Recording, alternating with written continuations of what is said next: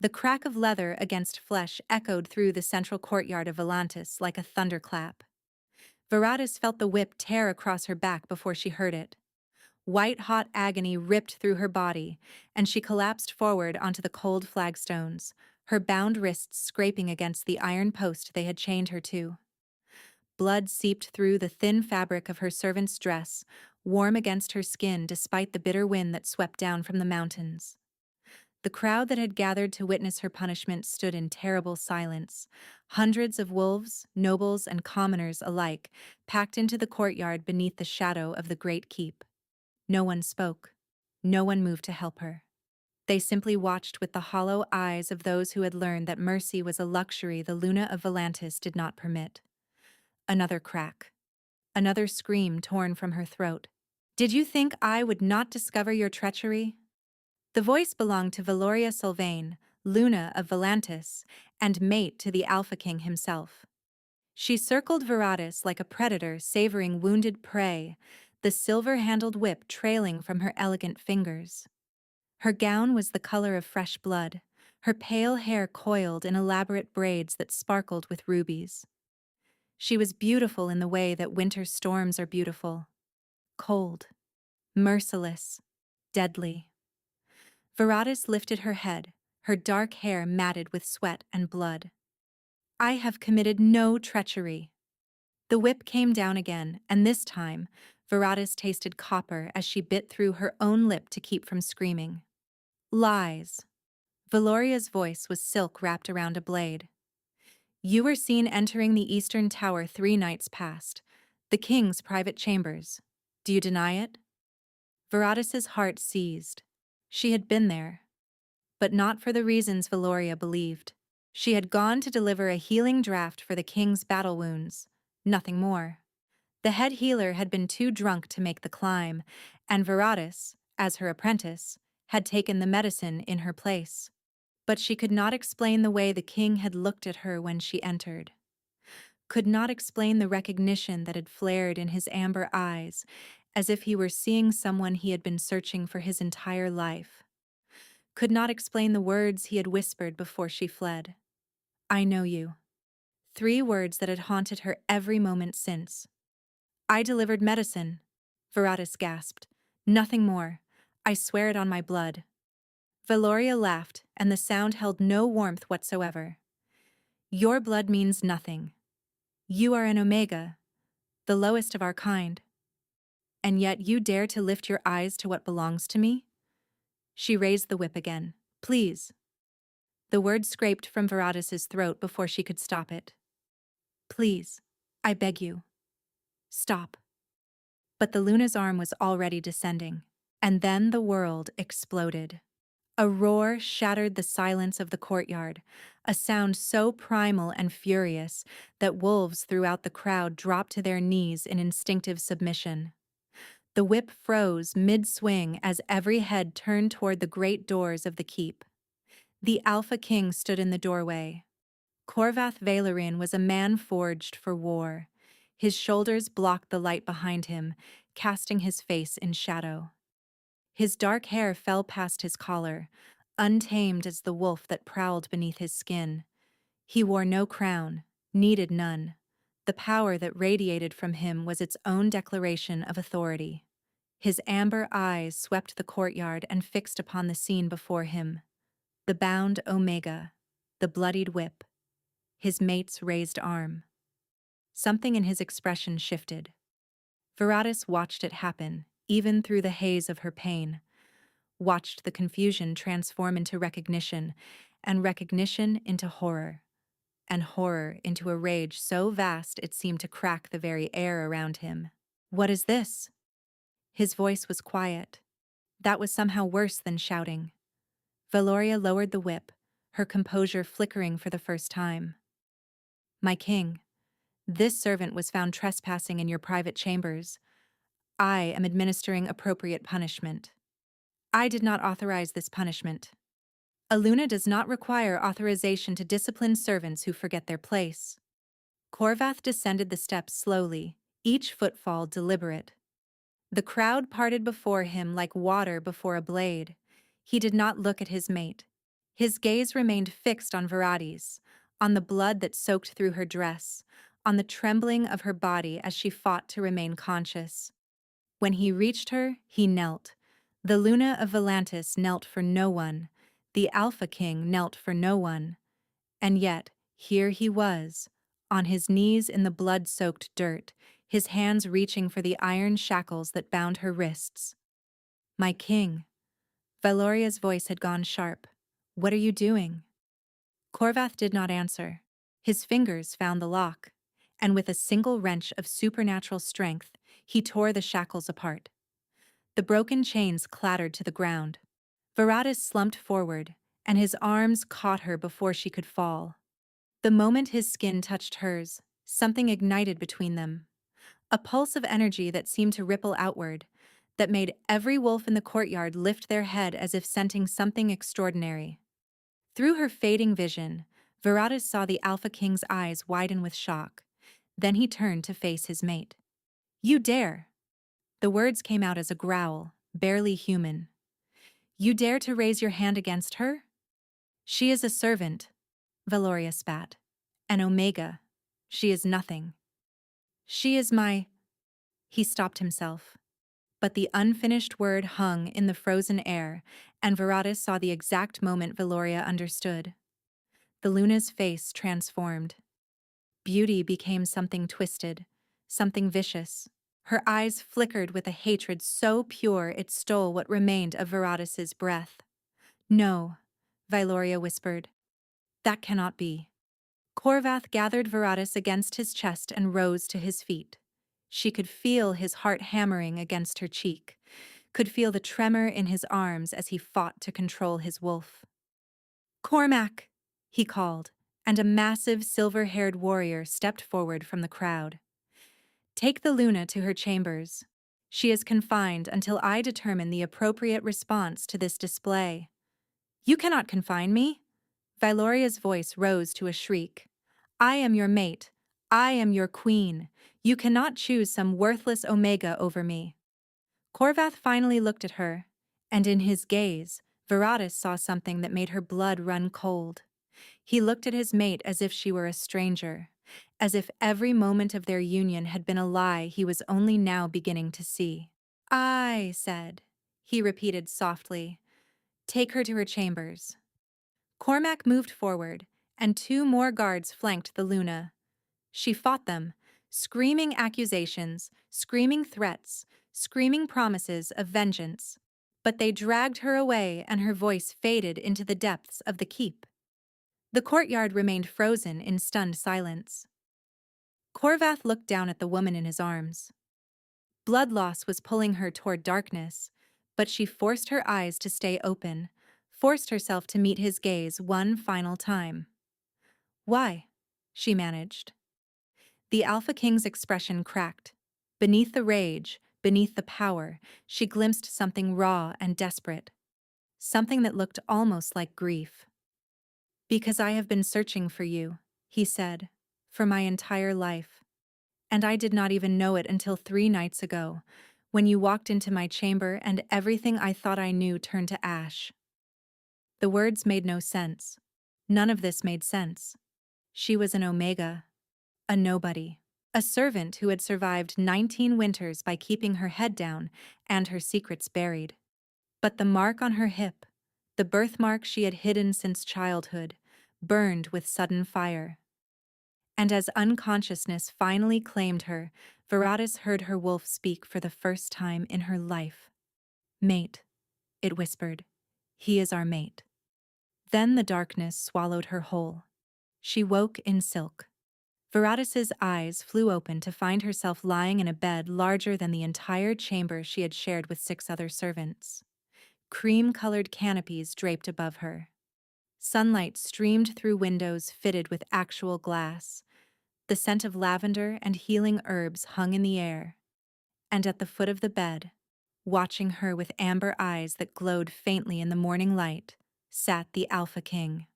Veratis scrambled upright, then gasped as pain lanced across her back.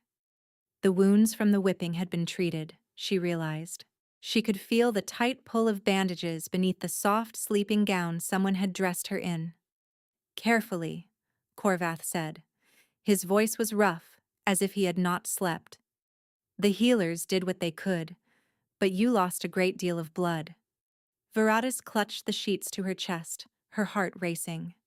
Where am I? Why am I here? What happened after I— You are in my chambers. He held up a hand to forestall her panic. I have not touched you. I sat in that chair throughout the night, ensuring no one else could reach you. The implications crashed over her like cold water. The Luna's chambers were somewhere in this keep. The Luna's guards. The Luna's allies. And here was Veratis, an Omega servant, lying in the bed that rightfully belonged to the Queen of Volantis. I cannot be here. She threw back the covers, ignoring the screaming of her wounds.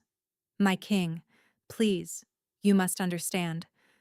Whatever you felt in that courtyard, whatever you think you sensed, it cannot be true.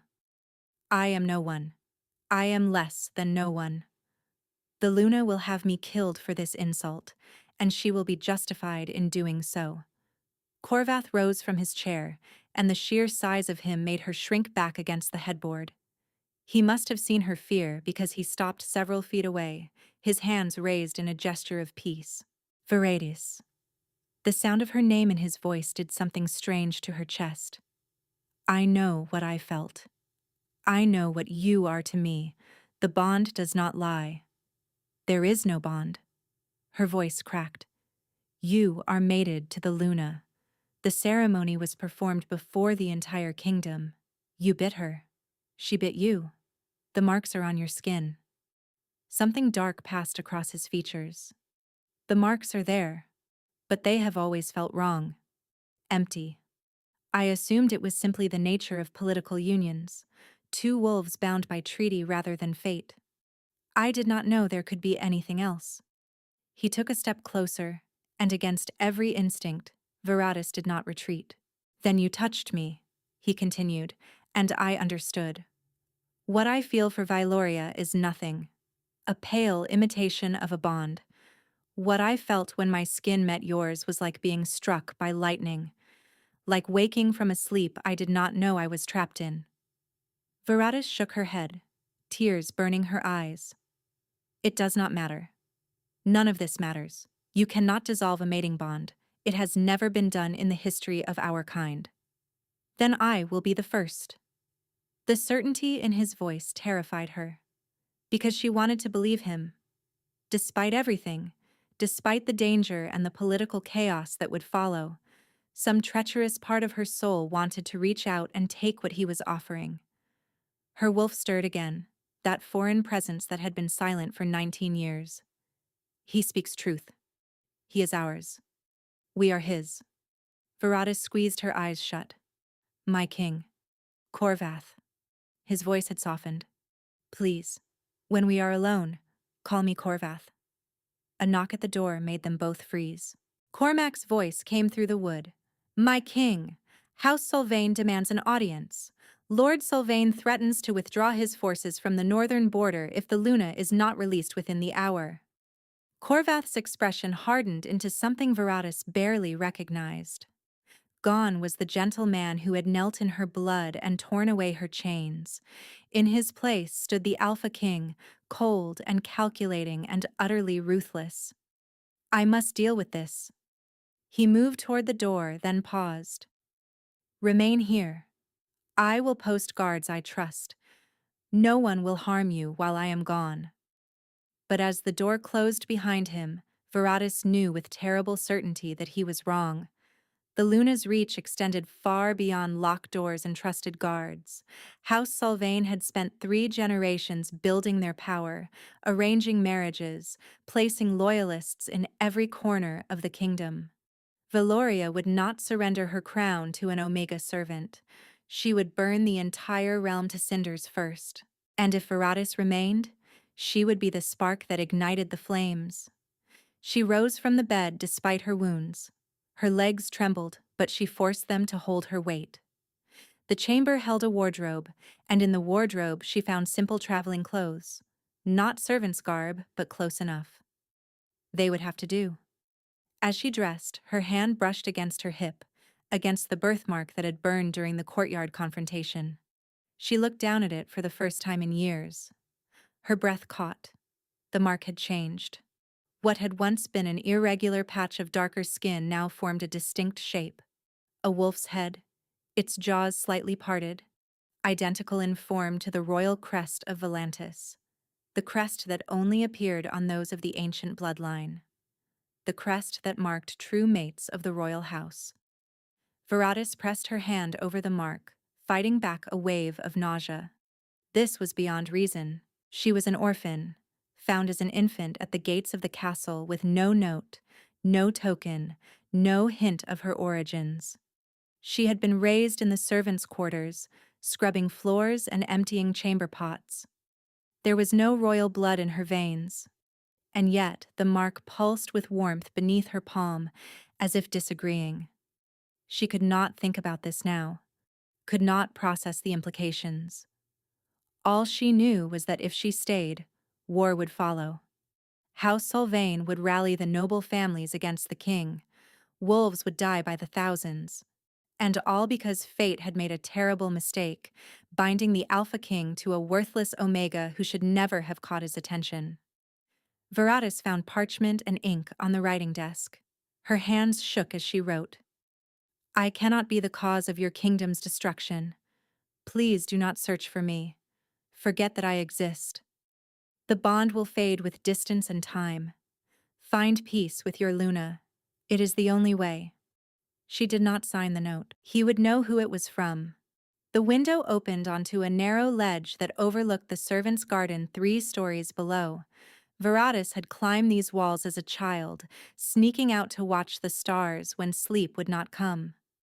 Her body remembered the route even as her wounds screamed in protest. By the time the king returned to his empty chambers, Veratis was already beyond the city walls, and she did not see the way he fell to his knees when he found her letter. Did not hear the howl that erupted from his throat, a sound of such anguish that wolves throughout the castle dropped where they stood, clutching their chests as their king's pain resonated through every connection he held. Did not see Cormac burst through the door to find his king weeping over a scrap of parchment, clutching it as though it were the only thing keeping him tethered to sanity. Find her, Corvath rasped. I do not care what it costs. I do not care who stands in the way. Find her and bring her home. But by the time his wolves took up the hunt, Veratis had vanished into the wilderness like smoke on the wind. 5 months had passed since Veratis fled Volantis. 5 months of running, of hiding, of rebuilding herself from the broken pieces the Luna's whip had left behind. She had traveled south through the mountains, then east across the salt flats, then north again through forests so ancient that even wolves feared to tread their paths. She had changed her name 4 times, her story with each new village she passed through. Now she was simply Wren, a young widow, she told anyone who asked. Her husband had died in a border skirmish, leaving her with nothing but grief and the child growing in her belly. She had come to Bracken Hollow seeking peace and a fresh start. The villagers had accepted her story without question. Bracken Hollow was that kind of place, a small community of farmers and craftsmen tucked into a valley so remote that news from the capital took weeks to arrive. The people here cared little for politics or noble houses. They cared about the harvest, about the winter stores, about whether the healer woman could cure their children's fevers and their livestock's ailments. Veratis, who had trained under the castle's head healer for 7 years, could do all of that and more. She had claimed the abandoned cottage at the forest's edge, the one the previous healer had occupied before old age claimed her.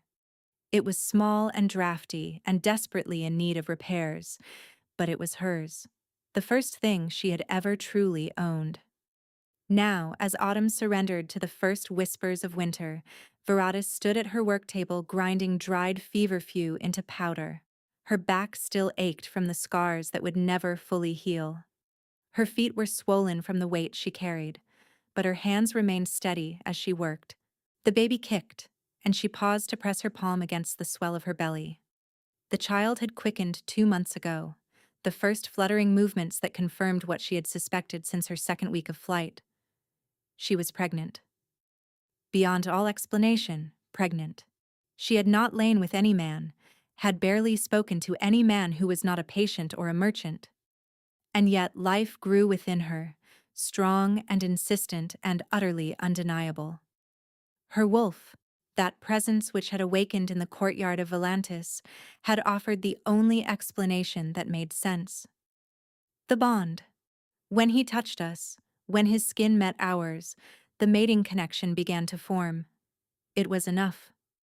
Enough for what should have defied nature. Enough to create a child from a single moment of contact, from the brush of the Alpha King's hands as he freed her from her chains. Veratis had wept for 3 days when she realized the truth.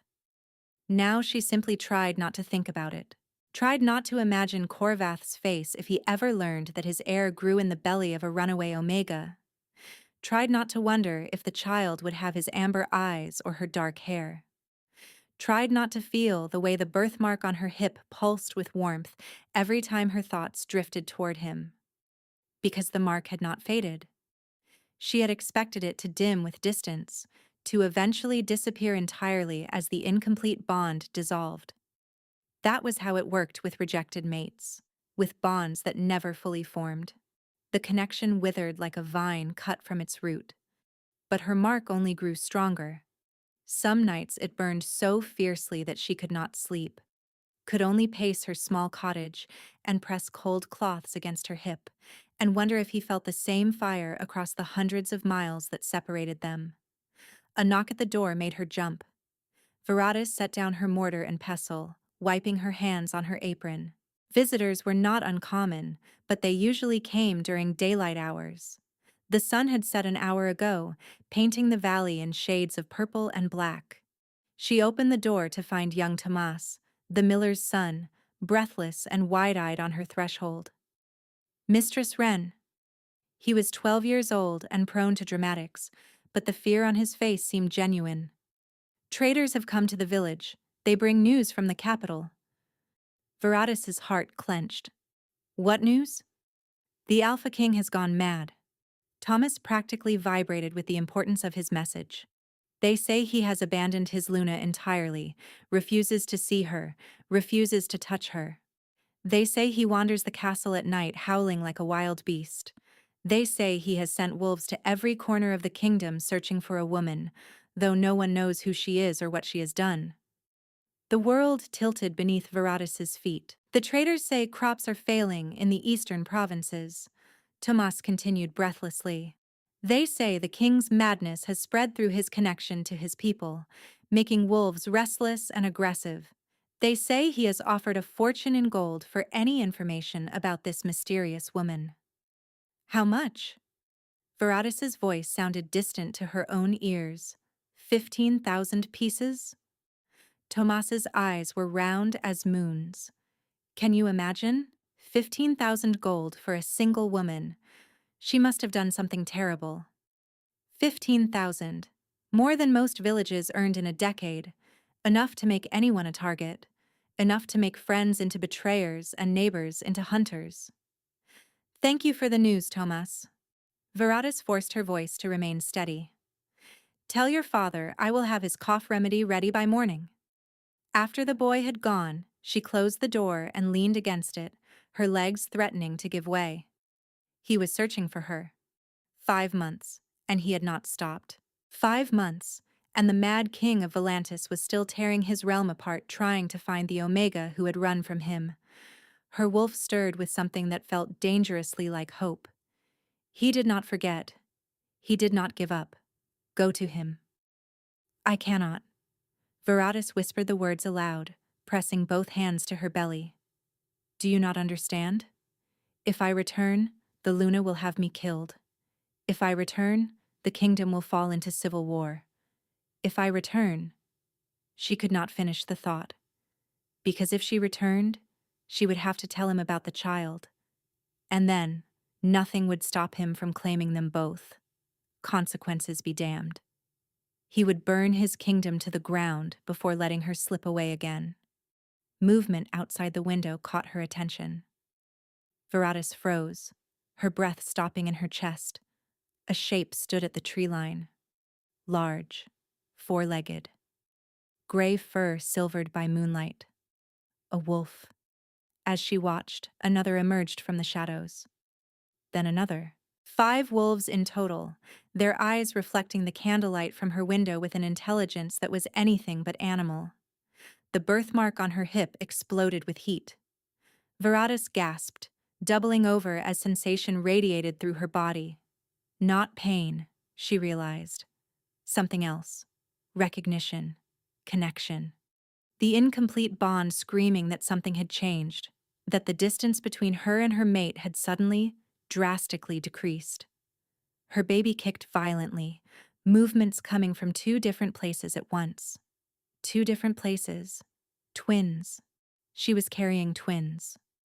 The realization hit her like a physical blow, and she staggered against the wall, one hand flying to her belly as the other gripped the window frame for support. Among those who carried ancient bloodlines, pregnancies often progressed faster than normal, the supernatural nature of the children accelerating their development. But twins had not occurred in any royal line for generations. Through the wavy glass, she watched the wolves begin to move, not toward her cottage, but around it. Circling, surrounding, cutting off any avenue of escape. They had found her. After 5 months of running, after crossing half the kingdom and changing her name 4 times and building a new life from nothing, they had finally found her. And now there was nowhere left to run. The largest wolf lifted its head and howled, a sound that echoed through the valley and sent birds scattering from the trees. It was not an attack cry. It was a signal. Calling others. Calling him. Veratis pressed her forehead against the cold glass, tears streaming down her cheeks. Along the tether that still connected them, through the mark that burned like a brand on her hip, she felt an answering pulse of emotion. Relief. Desperation. Hope so fierce it bordered on madness. And love. Love so vast and overwhelming that it stole her breath, that made her knees buckle, that shattered every wall she had built around her heart. I found you. The words seemed to whisper directly into her mind, carried on the wind of their incomplete bond. Finally, I found you. The babies kicked again, hard enough to make her gasp. And somewhere in the darkness beyond her cottage, a wolf the color of midnight began to run. The knock came at midnight. Veratis had not moved from the window in hours. She had watched the wolves circle her cottage, had felt the birthmark on her hip pulse with increasing intensity, had sensed him drawing closer with every passing minute. Now her legs ached, and her back screamed, and her babies had finally stilled, as if they too were holding their breath. The knock came again, firm but not violent. Mistress Wren. A male voice, deep and weathered. I am Cormac, first beta to the Alpha King. I mean you no harm. Please open the door. Cormac. She remembered the name. The silver-haired warrior who had dragged the screaming Luna from the courtyard. The one Corvath had trusted to guard his mate while he dealt with House Sylvain's threats. Veratis's hand trembled as she reached for the door latch. She could refuse to answer. Could barricade herself inside and pray they would leave. But wolves did not abandon their quarry, and the Alpha King's first beta would simply break down the door if she forced his hand. Better to face this with what dignity she had left. She opened the door. Cormac stood on her threshold, his massive frame blocking out the moonlight. He looked older than she remembered, the lines around his eyes deeper, his silver hair longer and wilder. Behind him, 2 younger wolves waited with careful alertness. But it was Cormac's expression that made her breath catch. He looked at her with something that resembled reverence. My lady. He dropped to one knee on her doorstep, his head bowed. We have been searching for you for 5 months. The king has nearly destroyed himself in the effort. I am not your lady. Veratis's voice came out stronger than she expected. I am an Omega, a servant. a nobody who should never have caught his attention. Cormac lifted his head, and his amber eyes held steady on hers. You are his true mate. The bond does not lie, and the bond has nearly driven him to madness in your absence. Then the bond has made a mistake. The bond never makes mistakes. Cormac rose to his feet. May I enter?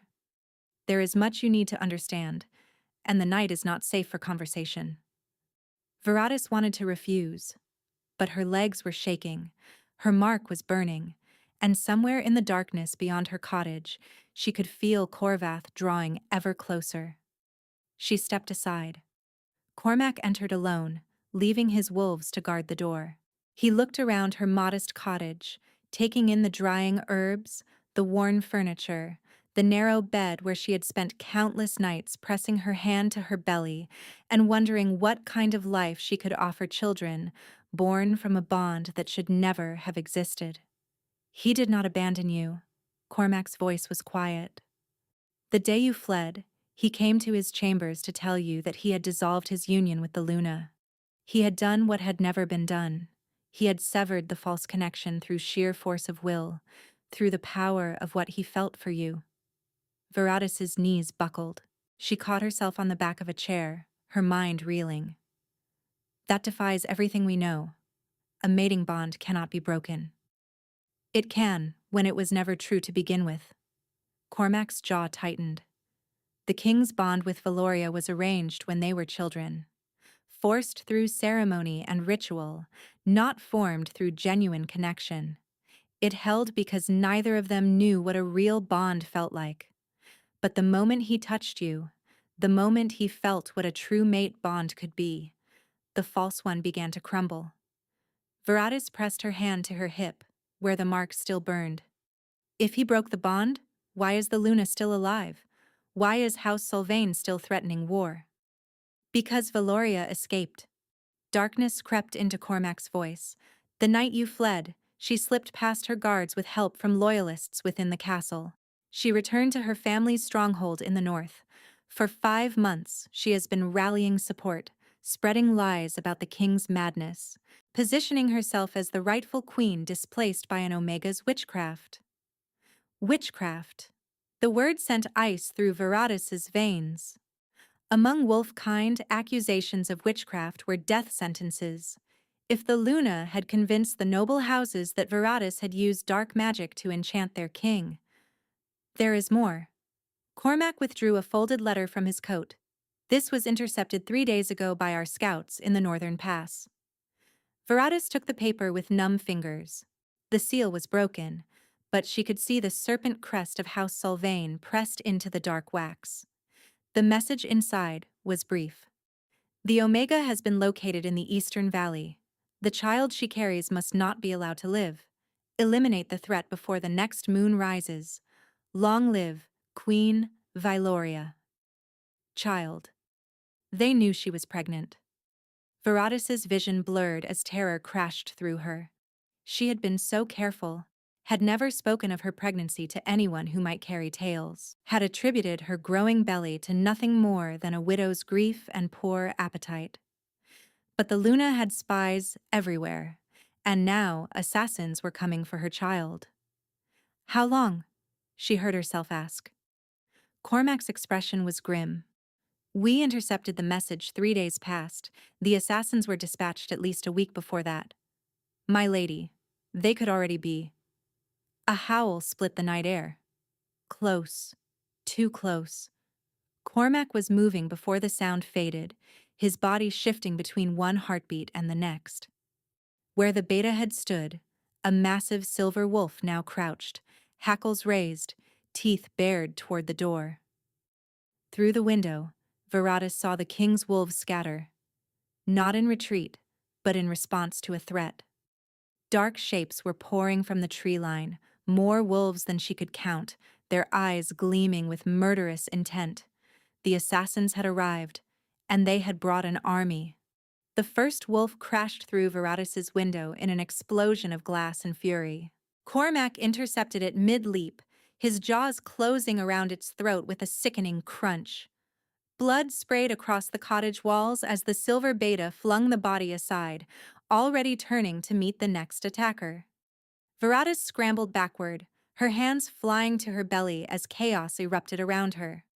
Through the shattered window, she could see the king's wolves fighting desperately against the assassin pack. They were outnumbered 3-1, and more dark shapes kept emerging from the forest. Another wolf burst through the door, splinters exploding inward. Cormac lunged to intercept, but a third attacker came through the window behind him, teeth snapping at his hindquarters. He whirled to face the new threat, leaving the first wolf free to advance on Veratis. She pressed herself against the wall, her heart slamming against her ribs. The wolf stalked toward her with deliberate menace, saliva dripping from its jaws. Its eyes held no animal hunger, only cold, calculating intelligence. This was no wild beast. This was an executioner. The child she carries must not be allowed to live. The wolf crouched to spring, and something inside Veratis snapped. She had spent her entire life being small, being invisible, being the Omega who kept her head down and her secrets buried. She had fled from the only man who had ever truly seen her because she believed she was not worthy of his love. But she was not alone anymore. Two lives grew within her, two innocent souls who had done nothing to deserve the death that stalked toward them. And she would be damned to the darkest hell before she let anyone harm her children. The power rose without conscious thought. It erupted from somewhere deep within her chest, a golden light that poured from her hands like liquid fire. The assassin wolf yelped as the radiance struck it, its dark fur smoking and sizzling as it scrambled backward. Veratis stared at her own hands in shock. They glowed like captured sunlight, tendrils of golden energy writhing around her fingers. She had always possessed a small gift for healing, a minor talent that had made her useful to the castle's head healer. But this was something else entirely. This was ancient power. The royal bloodline. Her wolf's voice echoed in her mind. We carry more than we knew. The children have awakened what was always dormant within us. The assassin wolf had recovered from its shock. It circled her now, more cautious than before, but no less determined. Two more wolves squeezed through the shattered window to flank it. Cormac was still fighting behind her, holding off multiple attackers with desperate fury. She could hear his labored breathing, could smell his blood on the air. He was losing. Veratis raised her glowing hands. Stay back. Her voice carried harmonics she had never heard before, resonances that seemed to vibrate in the very air. I will not warn you again. The lead wolf shifted. Bones cracked and reformed as the assassin took human shape. A woman with close-cropped dark hair and a face carved from cruelty. She stood naked in the wreckage of the cottage, utterly unconcerned with her vulnerability. The Luna sends her regards, Omega. Her voice was cold as northern ice. She wants you to know that your child will die screaming, and the king will never even know it existed. Rage erupted through Veratis like wildfire. She thrust her hands forward, and golden light blazed from her palms with devastating force. The assassin was thrown backward through the cottage wall, leaving a gaping hole in the timber. The two flanking wolves yelped and scattered, their fur smoking. But the effort cost her. Veratis staggered, her vision swimming. The power had come from somewhere, and that somewhere was her own life force. She could feel her strength draining, could feel the golden light flickering and dimming as exhaustion crashed through her body. The babies kicked frantically, as if trying to give her strength. It was not enough. More wolves were coming. She could see them through the hole in her wall, dark shapes converging on the cottage from all directions. Cormac had fallen, his silver fur matted with blood, still fighting but barely able to stand. The female assassin rose from the wreckage, shaking splinters from her now shifted wolf form. One side of her body was badly burned, the fur charred away to reveal raw flesh beneath. But she was still alive. And she was furious. She shifted back to human, her damaged skin glistening in the moonlight. You will suffer for that, Omega. I was going to make it quick. A mercy, really. But now I think I will take my time. Veratus tried to raise her hands again, tried to summon the golden light. But her power had guttered out like a candle in a storm. She had nothing left.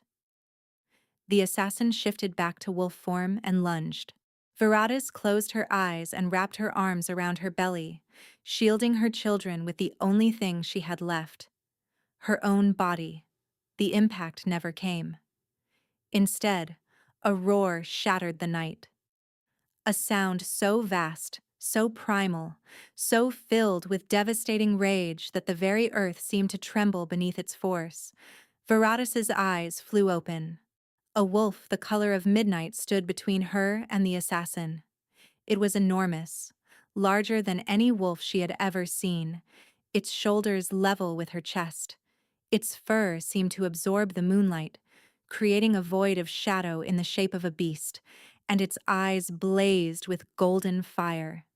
The assassin wolf had frozen mid-lunge, its body suspended in a moment of pure terror. It tried to twist away, tried to flee, but it was far too slow. The midnight wolf moved like darkness given form. Its jaws closed around the assassin's throat, and with a single savage wrench, it tore her head from her body. The remaining assassins did not need to see more. They scattered in all directions, abandoning their mission, abandoning their packmates, fleeing into the night with howls of pure terror. The midnight wolf did not pursue. It stood in the wreckage of Veratus's cottage, blood dripping from its muzzle, its massive body heaving with each breath. Then it turned to face her.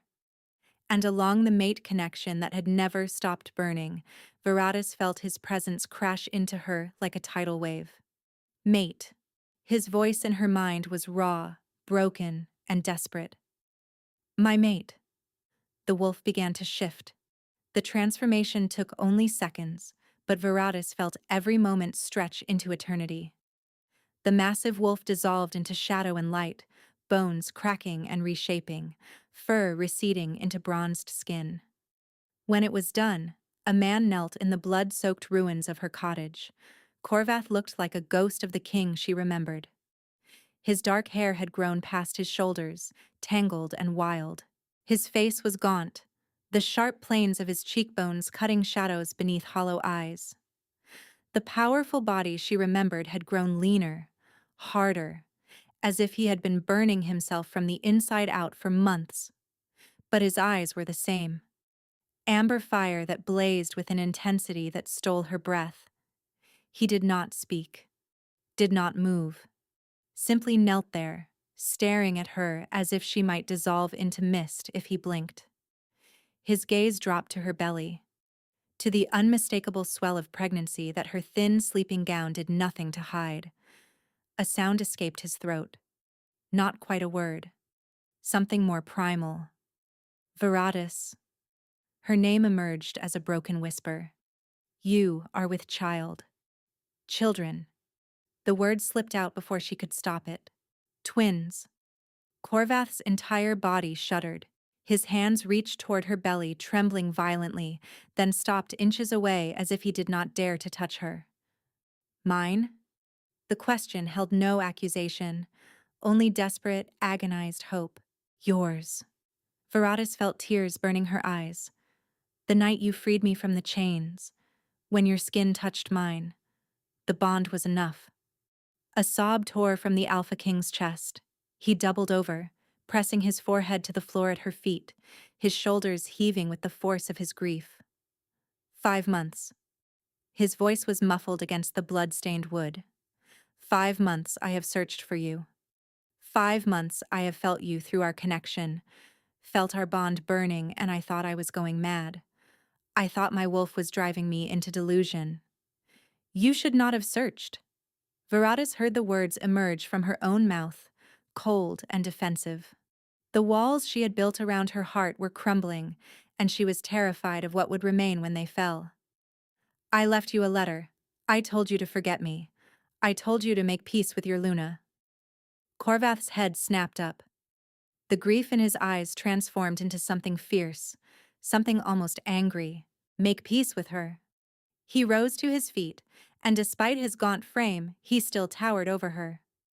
Make peace with the woman who whipped you bloody in front of my entire court? Make peace with the creature who smiled while she tore the flesh from your back? She is your mate. She was never my mate. The words came out as a snarl. She was a political arrangement, a treaty sealed in ritual that I never wanted. I endured her presence because I believed it was my duty, because I thought true mate bonds were fairy tales told to children. He stepped closer, and Veratis pressed herself against the wall. Then you walked into my chamber, he continued, his voice dropping to something raw and intimate. You walked in, and my wolf woke up. For the first time in my entire life, he woke up. He looked at you and said one word. What word? Veratis whispered. Home. Corvath's eyes glistened. He said home. A sob escaped her throat. All the pain of the past 5 months came flooding back. The terror of the whipping. The agony of her flight. The loneliness of her exile. The desperate, futile hope she had tried to smother every single night. I could not stay. She was crying now, tears streaming down her face. The Luna would have killed me. House Sylvain would have destroyed you. I was trying to protect you. I was trying to save your kingdom. My kingdom means nothing without you. Do not say that. It is the truth. Corvath reached for her face, and this time his trembling hands made contact. His palms cupped her cheeks, his thumbs brushing away her tears. Veratis, I have spent 5 months tearing apart everything I built to find you. I have neglected my duties, abandoned my counsel, and driven my wolves to exhaustion. Half the noble houses have declared me unfit to rule. Then why? She demanded. Why would you destroy yourself for an Omega you barely know? Because I love you. The words struck her like a physical blow. I love you, he repeated, his voice cracking. I loved you from the moment I saw you. I loved you when you brought medicine to my chamber and looked at me like I was just a man. I loved you when you stood in that courtyard, beaten and bloody, and still refused to beg for mercy you did not deserve. His forehead pressed against hers. I loved you when you ran from me. I loved you when I woke to find your letter. I loved you through every empty day and every endless night of searching. And I love you now, standing in the ruins of a cottage with my children growing in your belly and assassins dead at my feet. Veratis's hands had somehow found their way to his chest. She could feel his heart hammering beneath her palms, a wild rhythm that matched her own. I left because I love you too, she confessed, the words tearing free from the deepest part of her soul. I left because I could not bear to be the reason your kingdom fell.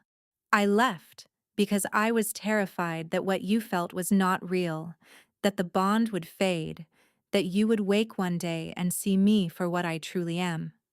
And what is that? Nobody. The word emerged as a broken whisper. A servant, an orphan, an Omega with no name and no lineage and nothing to offer a king. Corvath's grip on her face tightened. You are everything, he said fiercely. You are my mate, the mother of my children, the woman who carries the mark of the royal bloodline on her hip, though you do not yet understand what that means. Veratis's breath caught. What does it mean? It means you were never nobody. His eyes bored into hers. It means we need to discover who you truly are. But first, we need to survive. A groan from behind them made them both turn. Cormac had shifted back to human form, his body covered in wounds that were already beginning to heal. 2 of the king's wolves had fallen in the battle and would not rise again. My king. Cormac's voice was strained. The assassins who fled will report back to House Sylvain. They know where she is. They know about the children. More will come. Corvath's arm wrapped around Veratis's waist, pulling her against his side with protective ferocity. Then we go to Volantis, he said. Tonight, we face whatever comes together.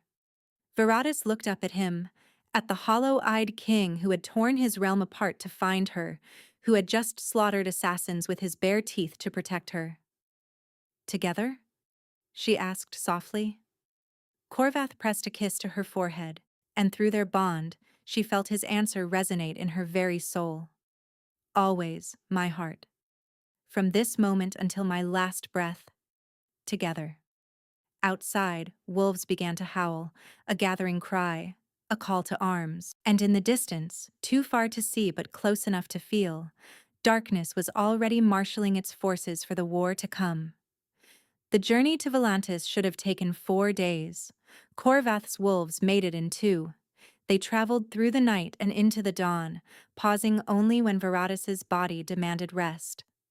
She rode before the king on his massive black stallion, his arm wrapped securely around her waist, his chest warm against her back. The babies seemed to sense their father's presence, their movements settling into peaceful stillness for the first time in months. As the miles fell away beneath thundering hooves, Corvath told her everything. He told her about the moment he found her letter, how his legs had given out, how he had clutched that scrap of parchment and howled until his throat bled. He told her about the days that followed, the sleepless nights, the endless councils where nobles demanded he forget his obsession and return to his Luna, the way his wolf had clawed at his sanity, desperate to find its mate. I could feel you, he murmured against her hair. Through our connection, every day I felt a pulse of warmth, and I knew you were alive. Some nights, when exhaustion finally took me, I dreamed of you.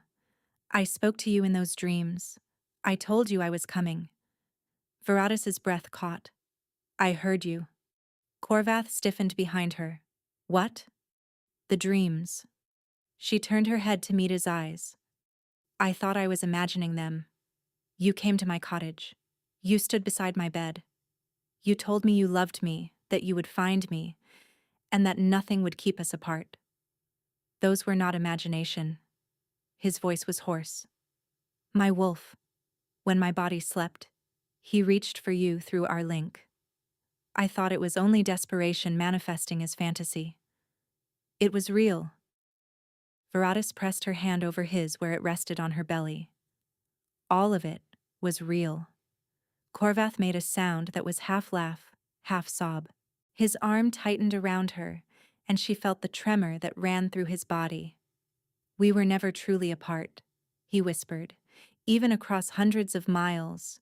Even when you believed I had betrayed you, the bond held. They stopped at midday beside a frozen stream, the horses needing water and Veratus needing relief from the saddle. Cormac and the remaining wolves established a perimeter, while the king helped Veratus dismount with careful hands. She walked to the stream's edge, stretching her aching back. The reflection that stared up at her from the ice-crusted water was almost unrecognizable. Hollow cheeks, shadowed eyes, the face of a woman who had spent 5 months running from everything she wanted. Corvath appeared beside her, his reflection joining hers. Tell me, he said quietly. Tell me what these months have been for you. I need to know. So she told him. She told him about the terror of her flight, traveling through snowstorms with wounds still bleeding beneath her cloak, about the villages that turned her away, the nights spent shivering in barns and abandoned shelters, about arriving in Bracken Hollow with nothing but the clothes on her back and a child quickening in her womb. She told him about discovering she was pregnant, the shock, the fear, the desperate joy that had pierced through her grief like sunlight through storm clouds. I talked to them every night, she confessed. I pressed my hands to my belly and told them about their father. I told them you were brave and strong and kind. I told them the bond had made a mistake, matching you with someone like me, but that the children born from it would be extraordinary. Corvath's hand found hers, his fingers interlacing with her own. The bond made no mistake. His voice was fierce. You are extraordinary. You survived the Luna's cruelty, fled across a kingdom, built a new life, and protected our children against assassins. You summoned power that should have been beyond reach, power that belongs to the ancient bloodline. I do not understand that power. Veratis looked down at her free hand, remembering the golden light that had erupted from her palms. I have always had a small gift for healing, but what happened in the cottage was something else entirely. The mark on your hip, Corvath said. May I see it? Veratis hesitated, then nodded. She shifted her traveling cloak aside, lifting the edge of her tunic to expose the birthmark on her left hip. Corvath inhaled sharply. The mark had changed again.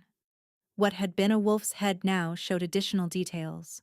A crown above the wolf's brow, stars scattered around its form, and wrapped around the entire design, a pattern of interlocking circles that seemed to pulse with faint golden light.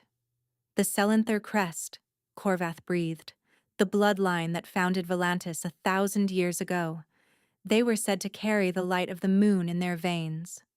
That defies reason. Veratis's voice shook. The Selenther line died out 3 centuries past. Perhaps not entirely. Corvath's eyes met hers. You were found at the castle gates as an infant.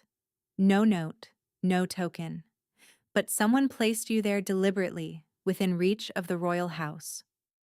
The implications crashed through her mind. If she carried Selenther blood, she was not merely a suitable mate for the king. She was royalty in her own right. Her children would carry 2 ancient bloodlines, a concentration of power not seen in living memory. And the Luna, who had whipped her like a common criminal, would have every reason to want her dead. We need to reach Volantis, Veratis said. Whatever I am, whatever the truth of my blood, it changes nothing if Vyloria kills me first. Corvath cupped her face in his hands. I will never let that happen. He kissed her. The kiss was gentle at first, questioning. But when Veratis's hands curled into the fabric of his tunic, when she pulled him closer with desperate need, something ignited between them. Their bond roared to life.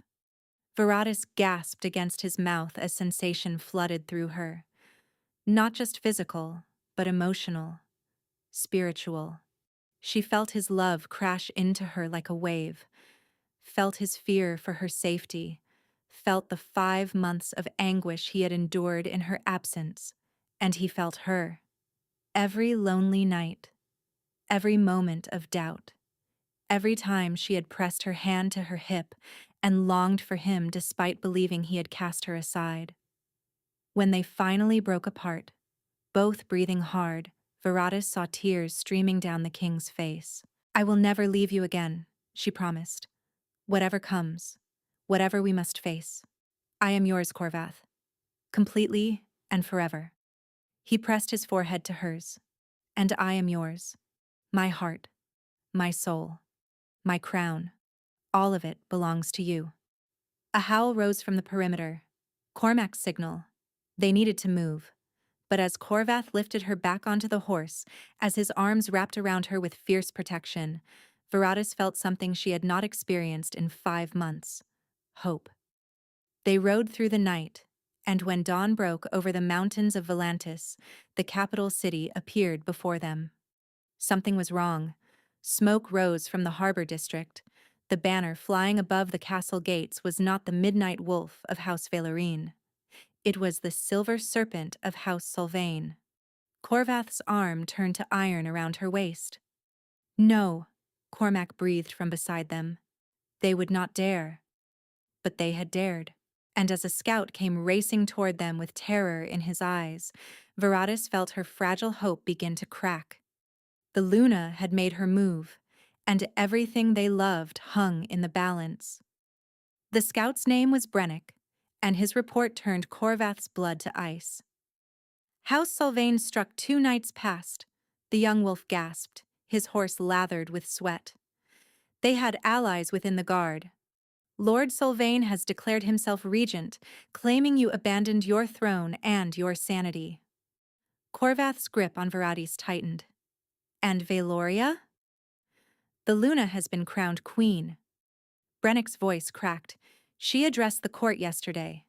She said you had been corrupted by dark magic, that an Omega witch had stolen your will. She said she was forced to take the throne to save the kingdom from your madness. Veratis felt the world tilt beneath her. She had fled to protect Corvath's kingdom. Instead, her absence had given the Luna exactly what she needed to seize power. There is more, Brennick continued. They have taken hostages. Everyone who remained loyal to you. Everyone who refused to bend the knee. They are to be executed at sunset as traitors to the crown. How many? Cormac demanded. 43. The scout's eyes glistened. Including the old healer who trained the Omega, the one who sent her to deliver medicine to your chambers that night. Meridia. The name struck Veratis like a blade between the ribs.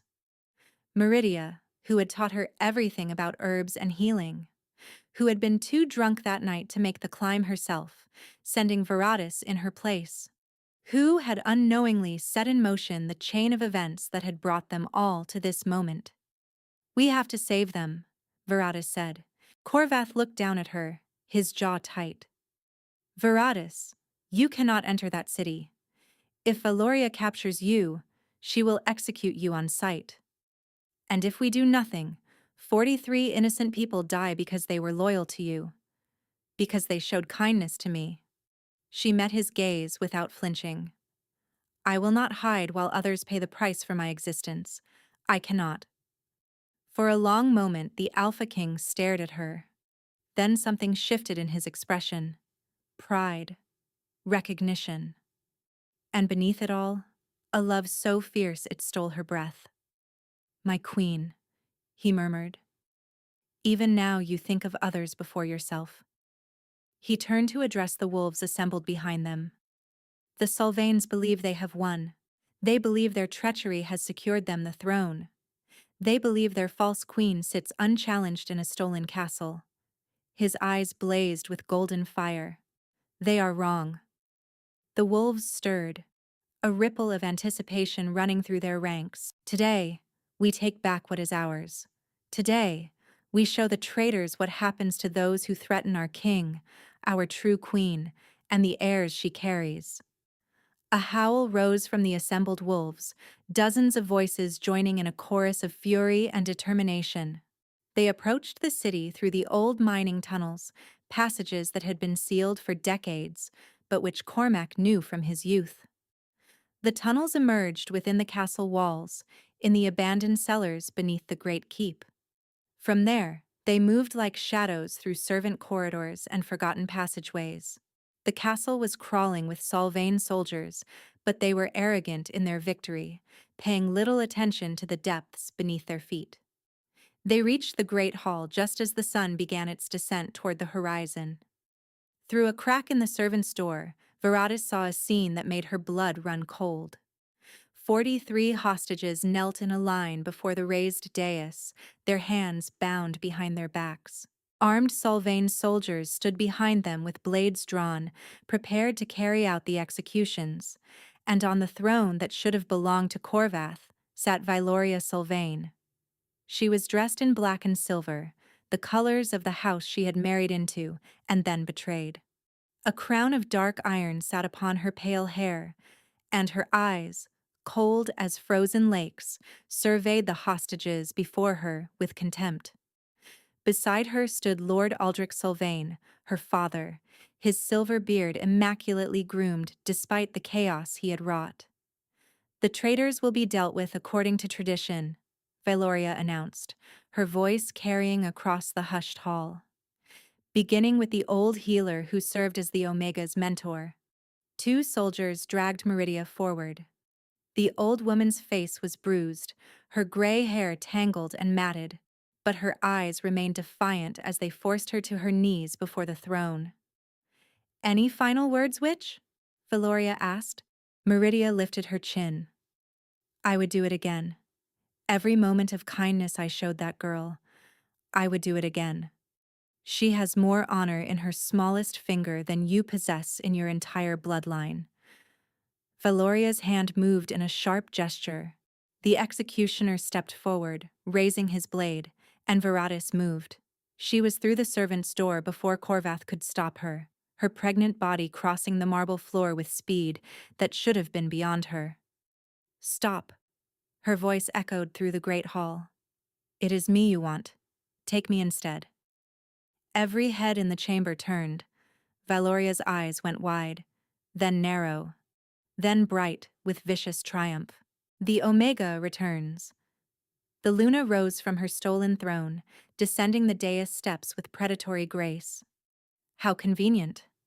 I had planned to hunt you down after dealing with these traitors, but you have saved me the trouble. Release the hostages. Veratis stood her ground despite the terror coursing through her veins. Let them go, and I will surrender myself to your judgment. Veratis, no! Corvath burst through the servant's door, his wolves flowing into the hall behind him. But Sylvain's soldiers were already converging, blades drawn. Ah, the Mad King arrives to watch his whore die. Valoria smiled. How romantic. Lord Sylvain stepped forward, his hand raised to halt his soldiers' advance. You are outnumbered, Corvath. My forces hold the castle, the city, and the loyalty of half the noble houses. Surrender now, and I will grant you a quick death. You will grant me nothing. Corvath's voice was pure menace. You have committed treason against your rightful king. The punishment is death. Treason? Valoria laughed. You abandoned your throne to chase an Omega across 3 kingdoms. You broke your sacred bond to your rightful mate. You brought chaos and suffering to the realm with your obsession. She gestured toward Veratis's swollen belly. And now you dare to present your bastard offspring as legitimate heirs? They are legitimate. Corvath's eyes blazed gold. Veratis is my true mate. The bond recognized her before I knew her name. Your claim was always false, built on ceremony without substance. Then let the gods decide. Valoria drew a blade from her belt, a slender sword that gleamed with dark silver. Trial by combat. You against me. The winner takes the throne and decides the fate of the Omega. You cannot be serious. Cormac stepped forward. A Luna challenging an Alpha King to single combat? The old laws permit it. Lord Sylvain's smile was cold. When the succession is in dispute, any claimant may issue challenge. My daughter has every right. Corvath's jaw clenched. Veratis saw the conflict in his eyes, the unwillingness to harm a woman, even one who had tortured his mate and stolen his crown. And she saw Valoria's smile widen as she recognized his hesitation. The Luna was counting on his mercy, was planning to exploit it, because the blade in her hand was not ordinary steel. The dark shimmer on its edge was unmistakable. Wolfsbane. The same poison that could suppress a wolf's abilities could sever the connection between man and beast. Valoria was not planning to fight fairly. She was planning to murder him with a poisoned blade while he held back out of misplaced honor. Veratis's wolf surged within her. No. The word erupted from her throat with harmonic force. I will stand in his place. Silence crashed through the hall. Valoria turned to face her, disbelief flickering across her beautiful features. You? An Omega? Challenging me? The old laws do not specify rank. Veratis stepped forward, her hands moving to rest on her swollen belly. Any claimant may issue challenge. I claim the throne by right of true mate bond, and I challenge you for it. You are pregnant, Valoria hissed. You can barely stand without swaying. Then it should be an easy victory for you. Veratis's voice held steady despite her pounding heart. Unless you are afraid. The Luna's eyes narrowed to slits of ice. Very well, Omega. Let us finish what began in the courtyard 5 months ago. She raised her poisoned blade. This time, there will be no king to save you. Corvath lunged forward, but Cormac and 2 other wolves caught him, holding him back. She has invoked the old laws, Cormac said urgently. If you interfere, the challenge is forfeit. She knows what she is doing. She is pregnant, Corvath snarled. She cannot fight. She will die. But Veratis was no longer listening. She faced her enemy across the blood-stained marble of the Great Hall, her hands still pressed to the children growing within her. The birthmark on her hip burned with fierce intensity. The power she had discovered in her cottage stirred in her chest.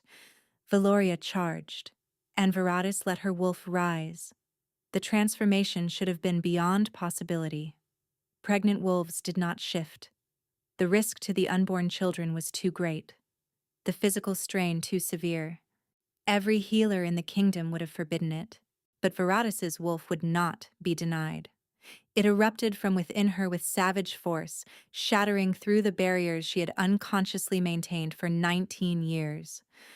Golden light blazed from her skin as bones cracked and reformed, as her body twisted and changed in the space between heartbeats. Valoria's charge faltered, her poisoned blade slicing through empty air where Veratis had stood. Where a pregnant woman had been, a wolf now crouched. She was not large like Corvath's midnight form, but she was luminous. Her fur shone like captured moonlight, pure white threaded with veins of gold that pulsed with inner fire. Her eyes blazed with amber light that seemed to illuminate the entire hall. And wrapped around her transformed belly, where 2 lives still grew despite the shift, a web of golden energy formed a protective cocoon, the Selenther blood, the ancient magic. It had not merely awoken, it had transformed. Valoria stumbled backward, her face twisting with shock and rage. "What are you?" Veratis did not answer with words. She answered with her teeth. She lunged. The Luna barely dodged in time, her supernatural reflexes saving her from the snapping jaws that would have torn out her throat. She shifted mid-leap, her own wolf form emerging in a flash of silver and white. Larger than Veratis, trained for combat, deadly in ways that no Omega should have been able to match. But Valoria had spent her life fighting other wolves. Wolves who followed rules. Wolves who could be predicted. Veratis had spent her life surviving. They clashed in the center of the Great Hall, a storm of fur and fangs and savage fury. The Solvane soldiers fell back, even they unwilling to interfere in a trial sanctioned by the old laws. The hostages watched with desperate hope. Corvath strained against the wolves holding him, his roars shaking the ancient stones. Valoria was faster, stronger, better trained. But Veratis had something the Luna lacked. Something worth dying for. She fought with the fury of a mother defending her children. Every snap of her jaws, every rake of her claws, carried the force of 5 months of fear and anguish.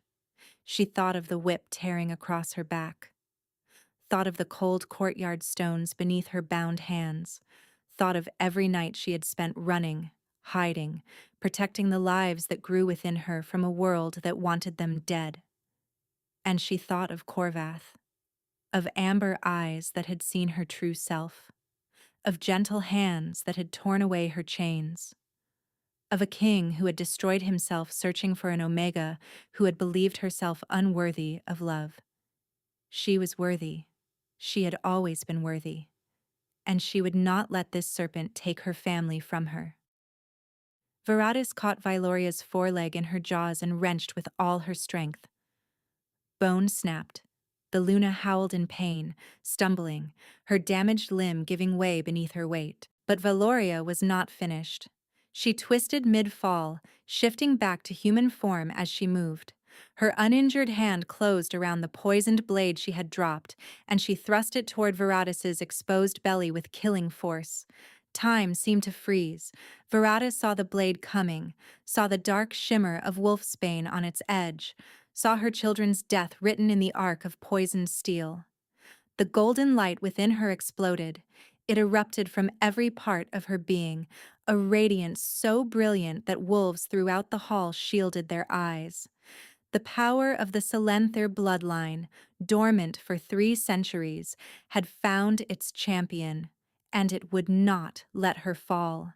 The blade struck the cocoon of golden energy wrapped around her belly and shattered. Fragments of poisoned steel scattered across the marble floor. Valoria screamed as the backlash of broken magic tore through her arm, searing flesh from bone. Veratis shifted back to human form, the transformation flowing through her with perfect grace. She stood over her fallen enemy, naked and glowing and terrible in her power. "Yield," she commanded, and her voice carried harmonics that resonated with ancient authority. Valoria looked up at her with hatred that transcended sanity. "Never." The Luna's ruined hand scrabbled for another weapon. "I am the queen. I am the rightful mate. I will never yield to an Omega whore." Her fingers closed around a shard of her broken blade. She thrust it toward Veratis's heart. Veratis caught her wrist. The golden light flowed from her hand into Valoria's flesh. But this was not healing power. This was judgment. This was the magic of the Selenthyr bloodline passing sentence on one who had violated every sacred law of their kind. Valoria screamed as golden fire raced through her veins. Her wolf, the beast that had made her strong, that had given her the power to terrorize and torture and scheme, was being burned away from within. When the light faded, the former Luna lay motionless on the marble floor. She was alive, but her eyes held nothing. No wolf, no power, no connection to the bonds that tied their kind together. She had become the one thing she had always despised: human. "The trial is concluded," Veratis announced to the stunned hall. "House Sylvain's claim to the throne is forfeit. The hostages will be released. The traitors will face justice according to law." Lord Sylvain surged forward, drawing his own blade. "You cannot—" He never finished the sentence. A black blur crossed the hall, and suddenly Corvath stood before him, one hand wrapped around the Lord's throat. "My mate has rendered judgment," the Alpha King said softly. "Would you like to challenge her decision?" Lord Sylvain's sword clattered to the floor. One by one, the Sylvain soldiers followed suit. They dropped their weapons. They dropped to their knees. They bowed their heads before the Omega who had defeated their Luna and claimed the crown by right of blood and bond and battle. Corvath released Lord Sylvain to his guards and crossed the hall to where Veratis stood. Someone had produced a cloak, and he wrapped it around her shoulders with trembling hands. "My queen," he whispered, his eyes bright with tears. "My magnificent, extraordinary queen." Veratis swayed on her feet. The power was fading now, leaving exhaustion in its wake. But before the darkness could claim her, she had one more thing to do. She reached up and pulled Corvath's head down to her level. She pressed her lips to the place where his neck met his shoulder, and she bit.